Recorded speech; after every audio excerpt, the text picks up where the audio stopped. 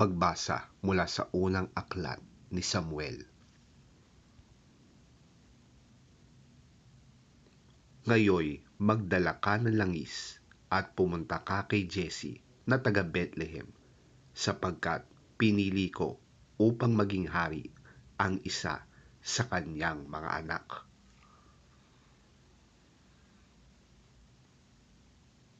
Nang makarating na sila, nakita ni Samuel si Eliab.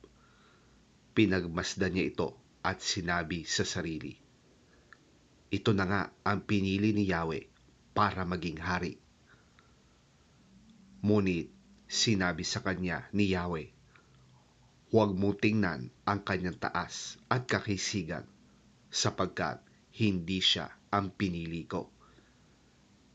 Si Yahweh hindi tumitingin ng katulad ng pagtingin ng tao.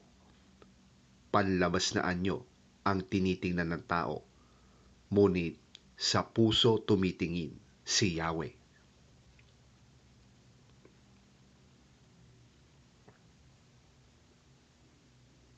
Isa-isang tinawag ni Jesse ang 7 niyang anak, ngunit wala sa kanila ang pinili ni Yahweh.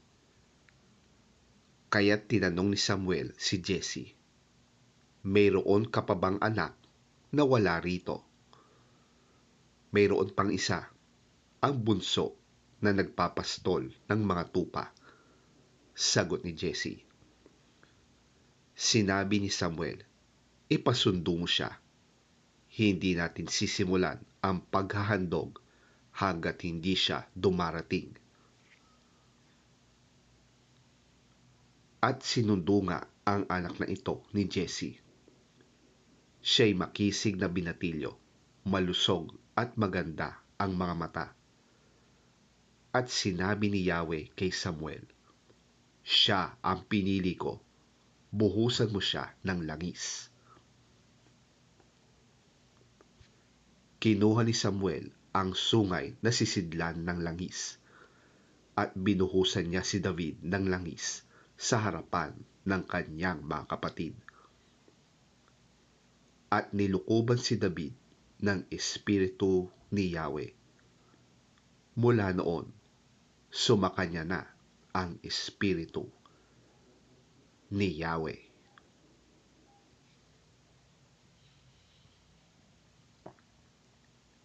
Ang salita ng Diyos.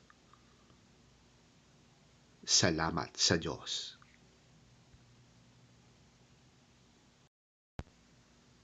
Pagbasa mula sa sulat ni Apostol San Pablo sa mga taga-Efeso. Dati, kayo'y nasa kadiliman, ngunit ngayoy nasa kaliwanagan na, sapagkat kayo'y nasa Panginoon.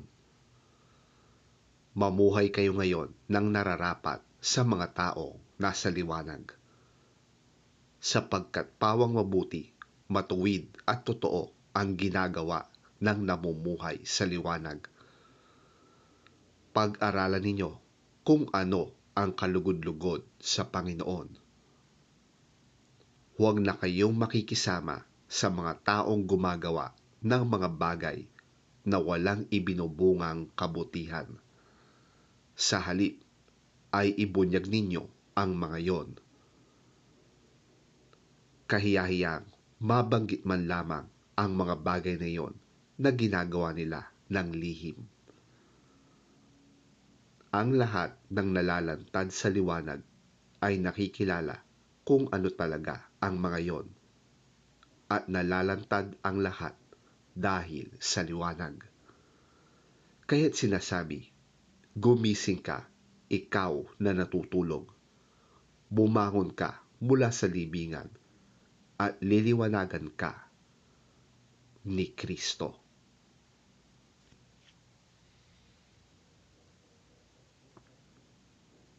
Ang salita ng Diyos. Salamat sa Diyos. Ang mabuting balita ng Panginoon ayon kay San Juan. Papuri sa iyo, Panginoon.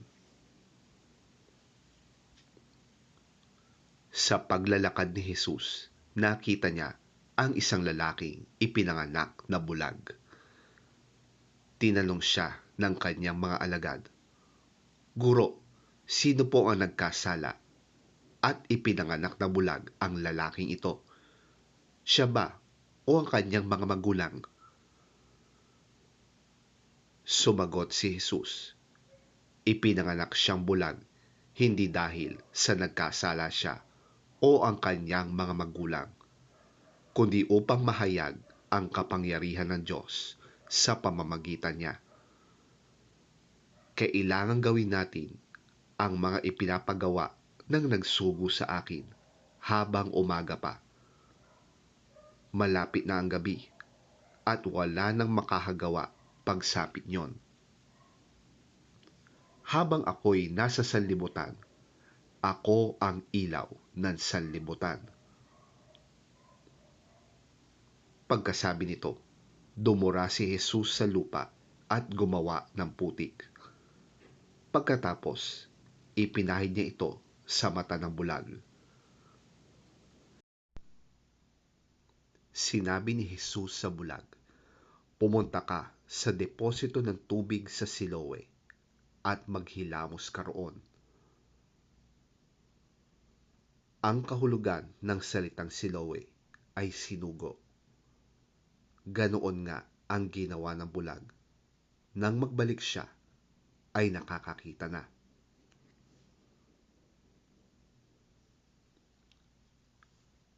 Nagsalita ang mga kapitbahay niya at ang mga nakakita sa kanya noong siya'y namamalimos pa.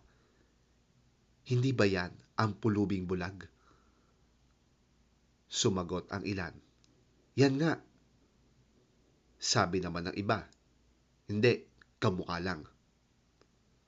Kaya't nagsalita ang dating bulag, "Ako nga po yun." "Paano ka nakakita?" tanong nila. Sumagot siya, "Ang lalaking tinatawag ni Jesus ay gumawa ng putik at ipinahid yon sa aking mata. Pagkatapos, sinabi niya sa akin, 'Pumunta ka sa Siloe at maghilamos.' Pumunta nga ako doon at naghilamos at nakakita na ako." "Nasaan siya?" tanong nila sa kanya. "Hindi ko alam," sagot niya. Dinala ng mga tao sa mga Pariseo ang dating bulag dahil araw ng pamamahinga nang gumawa si Jesus ng putik at nang pinagaling niya ang bulag.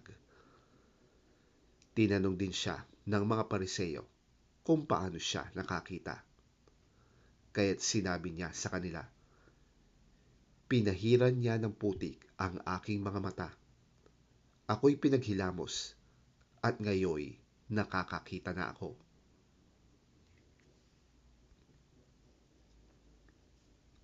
Ang sabi ng ilang Pariseo, hindi maaaring mula sa Diyos ang taong yon sapagkat hindi niya ipinapangilin ang araw ng pamamahinga. Ngunit sinabi naman ng iba, paanong makakagawa ng ganitong mga himala ang isang makasalanan? At hindi sila magkaisa. Kaya't tinanong nilang muli ang dating bulag, "At ikaw, ano naman ang masasabi mo tungkol sa kanya dahil pinagaling niya ang iyong mga mata?" "Isa siyang propeta," sagot niya. Ayaw maniwala ng mga Hudyo na siya'y talagang dating bulag, kaya't ipinatawag nila ang kanyang mga magulang. "Anak nga ba ninyo ito? Talaga bang siya'y ipinanganak na bulag? Bakit nakakakita na siya ngayon?" tanong nila. Sumagot ang kanyang mga magulang, "Anak nga namin siya at siya'y ipinanganak bulag. Ngunit hindi po namin alam kung bakit nakakakita na siya ngayon o kung sino ang nagpagaling sa kanya. Siya na po ang tanungin ninyo.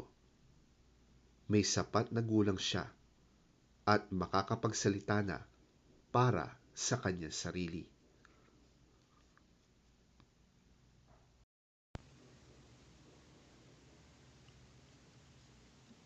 Ganoon ang sabi ng kanyang mga magulang dahil takot sila sa mga Hudyo. Alam nilang pinagkaisahan ng mga Hudyo na itiwalag sa sinagoga ang sino mang magpahayag na si Jesus ang Kristo. Ito ang dahilan kung bakit sinabi ng kanyang mga magulang, siya'y nasa tamang gulang na, siya ang tanungin ninyo. Muli nilang ipinatawag ang dating bulag at sinabi sa kanya, sa pangalan ng Diyos, magsabi ka ng totoo. Alam naming ang taong yon ay makasalanan. Sumagot siya, hindi ko po alam kung siya'y masamang tao o hindi. Isang bagay po ang alam ko. Ako'y dating bulag, subalit ngayon nakakakita na. Ano ang ginawa niya sa iyo? Paano niyang pinagaling ang iyong mga mata? Tanong nila. Sumagot siya, sinabi ko na po sa inyo, at ayaw naman ninyo akong paniwalaan. Bakit gusto ninyong marinig muli? Nais ba ninyong maging alagad din niya? At siya'y kanilang minura. Ikaw ay alagad niya, ngunit kami mga alagad ni Moises. Nalalaman naming nagsalita ang Diyos kay Moises, ngunit ang taong yon, ni hindi namin alam kung saan siya nanggaling.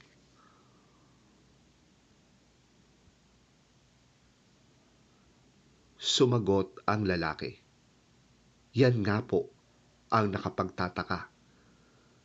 Hindi ninyo alam kung saan siya nanggaling, gayunpaman pinagaling niya ang aking mga mata. Alam nating hindi pinapakinggan ng Diyos ang mga makasalanan, ngunit pinapakinggan niya ang mga tunay na sumasamba sa Kanya at sumusunod sa Kanyang kalooban. Noon pa man ay walang nakapagpapagaling ng mata ng taong ipinanganak na bulag. Wala pong magagawa ang taong yon kung siya'y hindi mula sa Diyos. Sumagot sila, ipinanganak kang makasalanan at ngayon nais mo pa kaming turuan?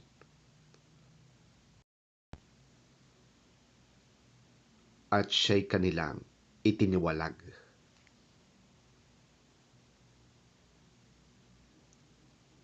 Nabalitaan ni Jesus na ang lalaking pinagaling niya ay itiniwalag ng mga Pariseo. Kaya nang matagpuan niya ito, ay kanyang tinanong, sumasampalataya ka ba sa anak ng tao? Sumagot ang lalaki, sino po ba siya, Ginoo? Sabihin ninyo sa akin upang ako'y manalig sa kanya. Siya'y nakita mo na. Siya ang kausap mo ngayon. Wika ni Jesus. Sumasampalataya po ako, Panginoon, sabi ng lalaki. At sinamba niya si Jesus. Sinabi pa ni Jesus, naparito ako sa mundong ito upang humatol, at nang sa gayoy makakita ang mga bulag at mabulag naman ang mga nakakakita. Narinig ito ng ilang Pariseyong naroon at siya'y kanilang tinanong, ibig mo bang sabihin mga bulag kami? Sumagot si Jesus, kung kayo nga'y bulag, wala sana kayong kasalanan. Ngunit dahil sa sinasabi ninyong nakakakita kayo, ang kasalanan ay nananatili. sa inyo.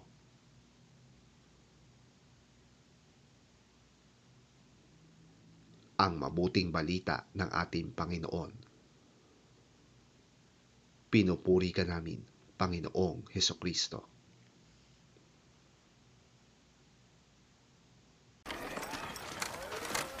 As Jesus was walking along, he saw a man who had been born blind. Teacher, whose sin caused him to be born blind? Was it his own or his parents' sin?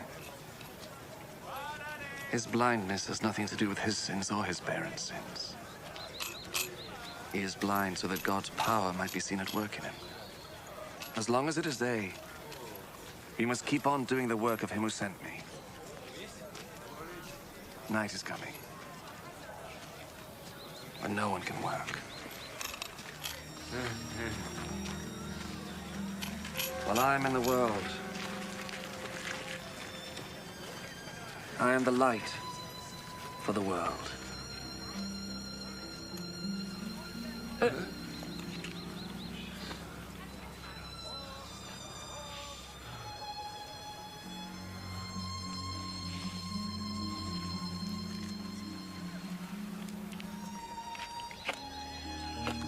After he said this, Jesus spat on the ground and made some mud with the spittle.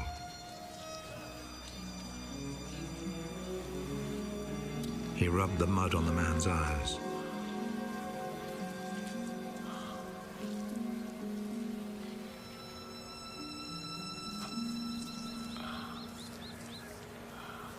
Go and wash your face in the pool of Siloam. This name means sent.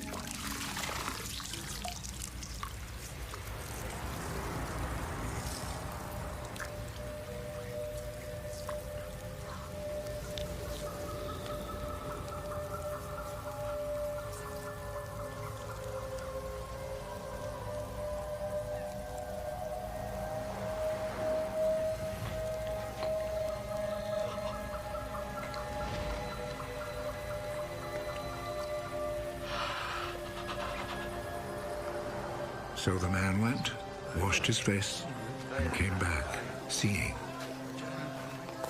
His neighbors then, and the people who had seen him begging before this, asked, "Isn't this the man who used to sit and beg?" He's the one. No, he isn't. He just looks like him. I am the man. How is it that you can now see? The man called Jesus made some mud, rubbed it on my eyes, and told me to go to Siloam and wash my face. So I went. And as soon as I washed, I could see. Where is he? I don't know. Then they took to the Pharisees the man who had been blind. The day that Jesus made the mud and cured him of his blindness was a Sabbath.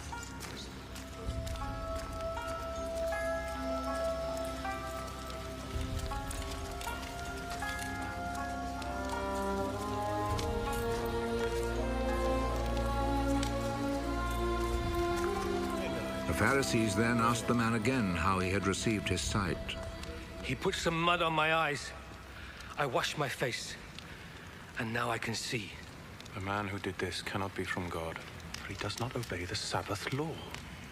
How could a man who is a sinner perform such miracles as these? And there was division among them. You say he cured you of your blindness. Well, what do you say about him? He is a prophet. The Jewish authorities, however, were not willing to believe that he had been blind and could now see until they called his parents.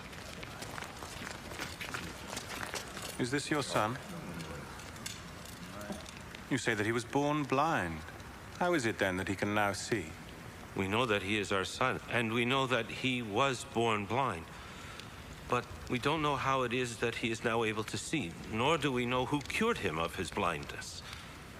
Ask him.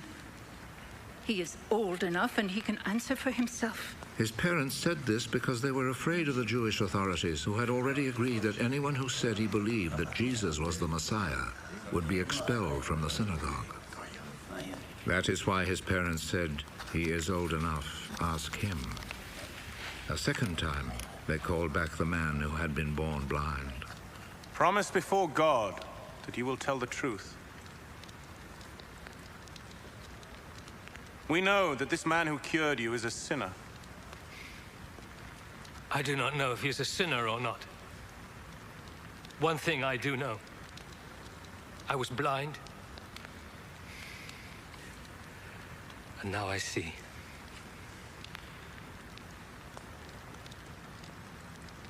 What did he do to you? How did he cure you of your blindness? I have already told you and you would not listen.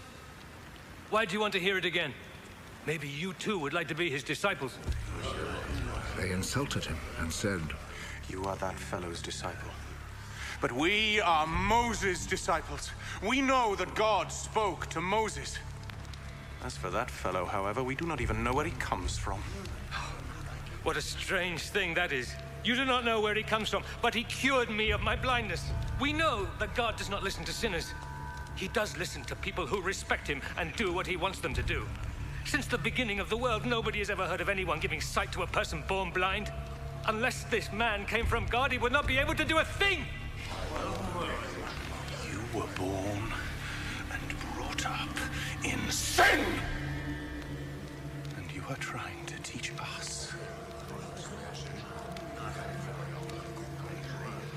and they expelled him from the synagogue.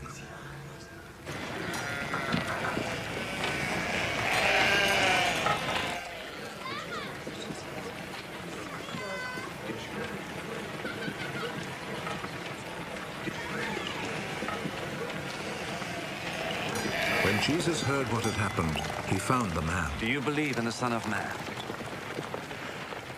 Tell me who he is, sir, so that I can believe in him. You have already seen him. And he is the one who is talking with you now.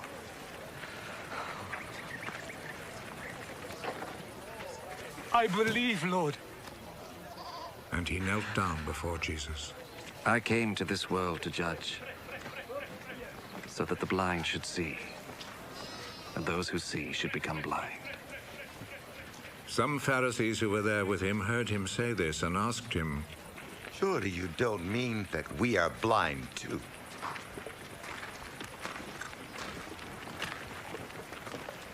If you were blind, then you would not be guilty. But since you claim that you can see, this means that you are still guilty.